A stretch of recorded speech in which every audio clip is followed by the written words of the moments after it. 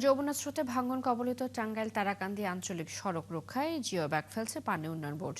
বন্ধ রয়েছে ওই সড়কের যানবাহন চলাচল। এলাকার লোকজন আরও জানান, মাসখানেক ধরে ভাঙন চলছে। শুরুতে ব্যবস্থা নেওয়া হলে পরিস্থিতি এমন হতো না। এম এ রাজ্জাকের তথ্য ছবিতে প্রতিবেদন।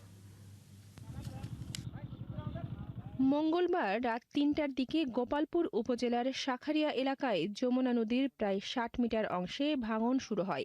এতে টাঙ্গাইল তারাকান্দি সড়কে সকল ধরনের যান চলাচল বন্ধ রাখা হয়েছে। রবিবার ভাঙন শুরু হলে এলাকার লোকজন নিজেরাই প্রতিরোধের চেষ্টা করে। নদীর স্রোত কমাতে ফেলা হয় গাছের বড় বড় গুঁড়ি। পরে একদিনের ব্যবধানে ভাঙন কবলিত জায়গার পাশে নতুন করে ভাঙন শুরু হয়। ভালোভাবে নদীর কাছার শক্ত করে বাঁধতে হবে, তা না বাঁধিলে পারে এই আস্তে আস্তে ধুসে যায়, রাস্তা সব ভেঙে চুরমার হয়ে যাবো।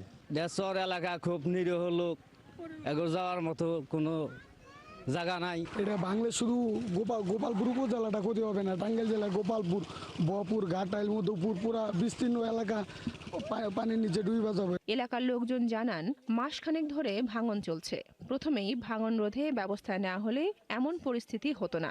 সড়কটি ভেঙে গেলে যোগাযোগ বন্ধ সহ ক্ষতিগ্রস্ত হবে হাজারো পরিবার। যদি এখানে কোনো কারণবশত ভেঙে যায় তাহলে মুহূর্তের মধ্যে গোপালপুর পর্যন্ত পানি পৌঁছে যাবে, অনেক বাড়িঘর ক্ষতিগ্রস্ত হবে।